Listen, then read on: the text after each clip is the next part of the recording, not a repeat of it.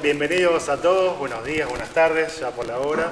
Gracias por acompañarnos en este nuevo ciclo que se llama Comunidad Global, en el cual a lo largo del año vamos a estar trabajando sobre las temáticas que hacen a todos los ciudadanos del mundo que han, por cuestiones de la vida, tomado la decisión de emigrar de Argentina y aquellos ciudadanos que han encontrado en Argentina su lugar en el mundo. Así que durante este ciclo vamos a estar trabajando y acompañando y conociendo estas historias, estos proyectos, estos desafíos.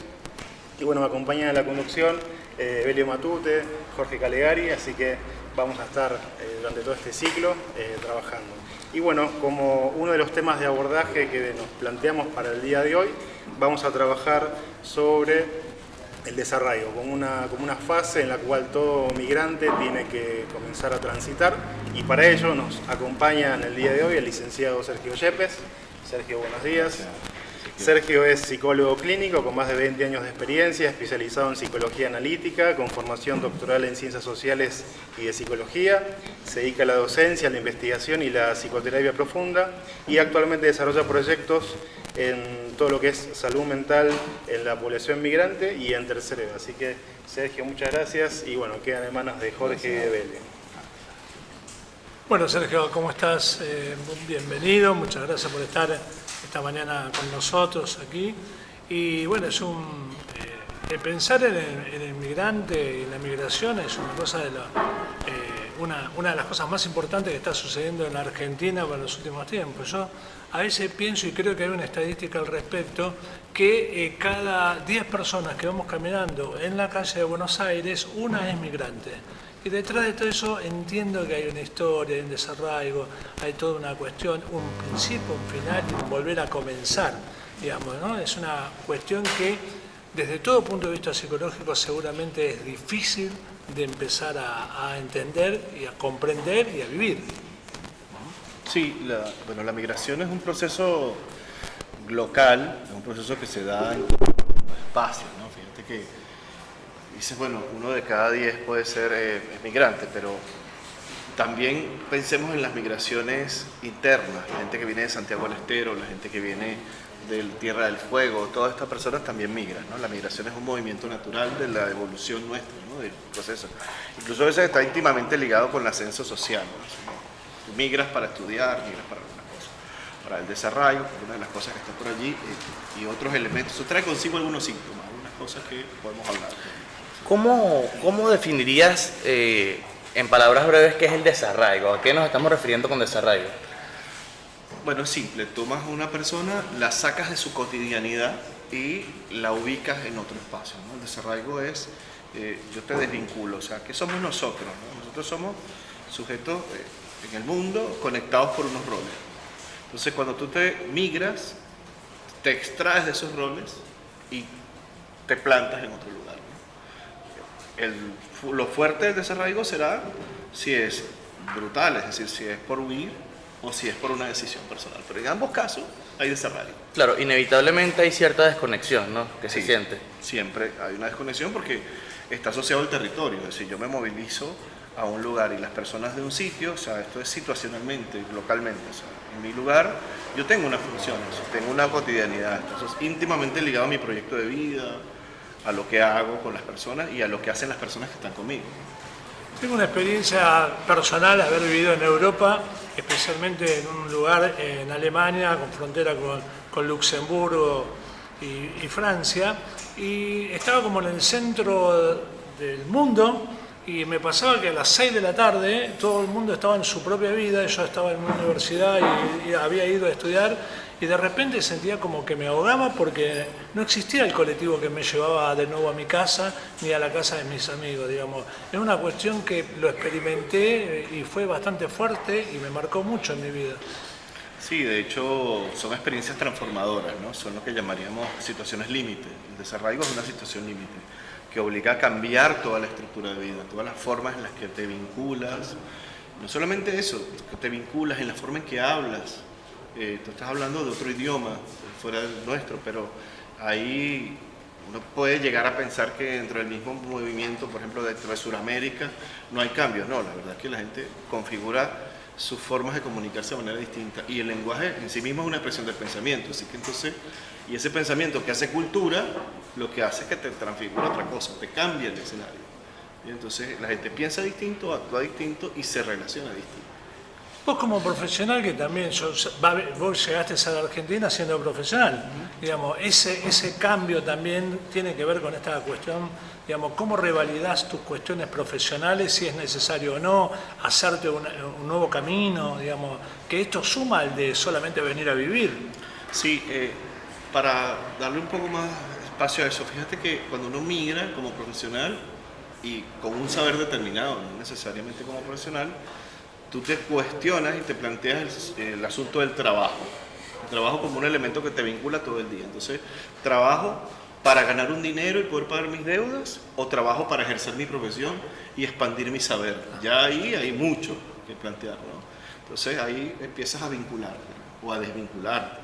O sea, algunos hacen trabajo precario, otros van haciendo otras cosas, pero fundamentalmente eso. En cuanto a la profesión, bueno, sí, nosotros tenemos un proceso de reválida, de matriculación, con materias que son propias de la Argentina, pues, o sea, es decir, historia de la salud mental en Argentina, cosas como estas, pero fundamentalmente uno pasa primero por la pregunta de ¿para qué voy a trabajar? Y que es una cosa que no te haces en el lugar en el que estás, porque te graduaste y simplemente fuiste a una clínica, a un espacio, a un hospital a trabajar en psiquiatría, en el caso del área de la psicología clínica, ¿sí? O a dar clases en la universidad, simplemente en ese momento ves cómo lo hacen, ¿no? Y entonces eso es como empezar, y depende de la edad en la que lo haces, empezar de cero o empezar de otro momento.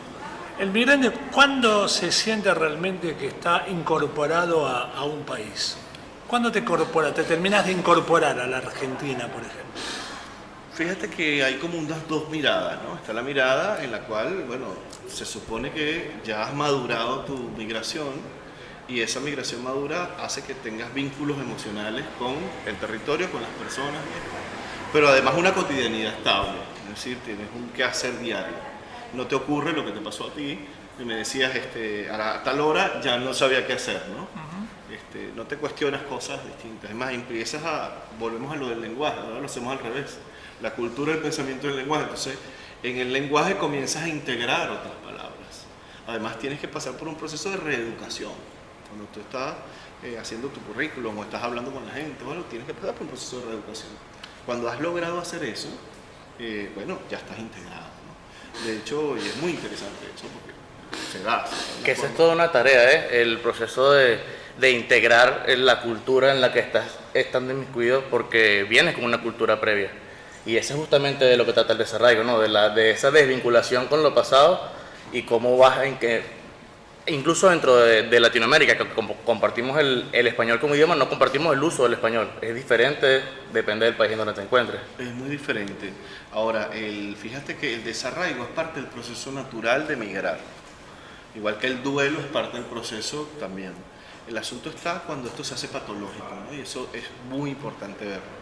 Cuando yo impido el rearraigo, por así decirlo, el volver a enraizarme, generó asuntos patológicos o conductas patológicas como el gueto.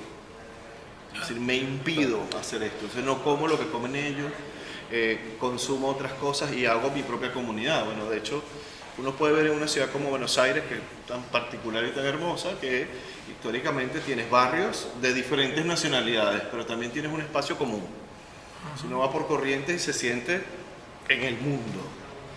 Pero entonces te vas a otro lugar y te vas a conseguir una comunidad peruana, una comunidad boliviana, una comunidad de diferentes espacios. Entonces hay como esa doble reacción, el que se incorpora y el que no se incorpora, el que simplemente trae lo suyo.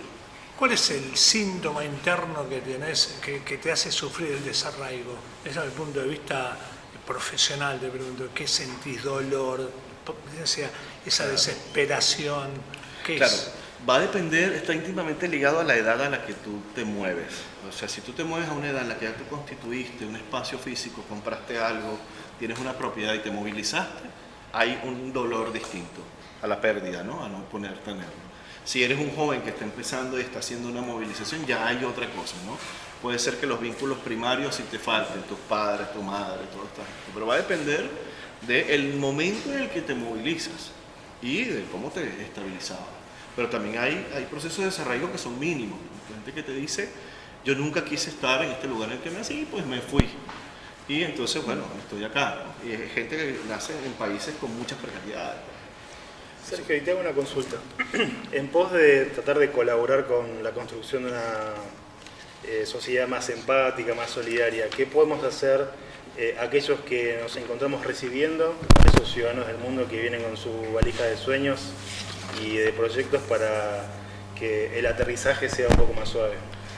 Fíjate, bueno, primero considerar plenamente que cualquiera de nosotros puede ser un potencial migrante. Eso es lo primero, la identificación con el otro.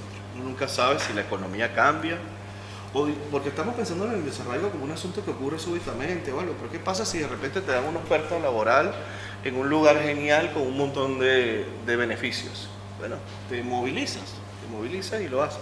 Entonces eso es lo primero, la empatía, o sea, la identificación con el otro. Y lo segundo es procurar colaborar con la traducción cultural. Es decir, más bien hace una persona, un porteño que te dice, y sí, cenamos tarde, pero no hay nada mejor que un bife a la hora en que ya estás por acostarte, qué sé yo. Entonces, esa traducción es noble y buena. Ayuda mucho a uno cuando le dice, bueno, acá no se llama de esta forma, se le dice de esta otra, ¿no? Y bueno, todos esos actos positivos, ¿no? Cuando se moviliza el poder de humanidad, que es lo que estamos haciendo acá, ¿no? De movilizar ese fuerte poder y esa emoción de recibir, tomando en cuenta eso, ¿no? Como para finalizar, por lo menos por mi parte, superado todos esos momentos, el migrante llega y cumple con toda la normativa que el país te impone. En un momento ahora, por ejemplo, la participación en las decisiones políticas, por ejemplo, el derecho al voto que tiene el migrante, por lo menos en la Ciudad de Buenos Aires. ¿Qué grado de responsabilidad lo toma el migrante eso? Bueno, va a depender de su historia cívica, ¿no? Va a depender de su historia con las instituciones de su lugar de origen, ¿no? Si vienes de lugares donde las instituciones están en detrimento absoluto, por supuesto la participación política va a ser algo que tú desconoces, o a la que le sacas un poco, le haces distancia, ¿no? Ahora, si vienes de espacios mucho más democráticos, por supuesto participa. Ahora, sí es importante lo que subrayas, y es que la capital es uno de los pocos lugares en los cuales la gente puede participar. De hecho, una vez me tocó hacer un video justo de eso, ¿no? Con compañeros de trabajo para decir, mira, usted puede votar. Para muchos migrantes es una sorpresa. Decir, wow, ¿cómo es que yo puedo votar con esto? Y en esto la capital suscribe uno de los elementos del preámbulo y de la Constitución. O sea, es para todos los que vienen a trabajar y a hacer sus buenas cosas, ¿no? O sea, ahí está dándote un derecho político. Pero no es algo como... Ahora, hay un ciclo, un momento de aterrizaje que es de mucho laburo, de mucho trabajo, de mucho hacer todo lo que se pueda hasta que te estabilizas. Y entonces ahí empiezas a pensar en lo otro. Si vuelvo a lo de la traducción. Si yo le digo a alguien, tú puedes votar, tú puedes participar y te puedes organizar, es mejor que si él se tropieza con ese derecho. Uno desconoce mucho de las cosas. Entonces, la adquisición de derechos existe, uno los tiene, los están allí, pero los invoco en la medida que los necesito. Entonces, si yo tengo alguien que me hace una traducción y hace una guía o me colabora con eso, como con espacios como esto, pues lo hace. Bien, es eso. Querido Belio, tu última pregunta. Bueno, había leído algo interesante acerca de considerar al migrante como un puente entre una conexión anterior y lo que está vinculando nuevamente. ¿Hay algún consejo a nivel general que podrías dar para esas personas que les cuesta más vincular con lo nuevo? Que salieron del círculo, tienen que salir del círculo, tienen que vincularse. Consejos, por ejemplo, es más fácil conseguir trabajo si te vinculas con argentinos. Así de simple, ¿no? Cosas prácticas, ¿no? Es más fácil probar nuevos sabores sin comer otras cosas. Bueno, nosotros tenemos, en mi caso, mi comunidad venezolana, tenemos un conquistador que es el tequeño, que hace lo inverso, ¿no? O sea, es un conquistador universal. Llegó y atacó a todo el mundo y ahí nadie sobrevive. Pero lo voy a decir como lo diría un porteño, es un camino de ida. ¿Okay? Entonces eso se da de esa forma, ¿no? Bueno, Sergio, mil gracias por tu tiempo, por tu clara información para todos los que nos están escuchando. Y bueno, nos vamos despidiendo ya que nos quedan poquitos segundos. Gracias, Belio, Sergio, Jorge, nos estamos viendo en la próxima emisión de Buenos Aires RD. Por favor, suscribirse a los canales de WhatsApp, de YouTube, seguir a Diuco TV y bueno, muchas gracias a todos.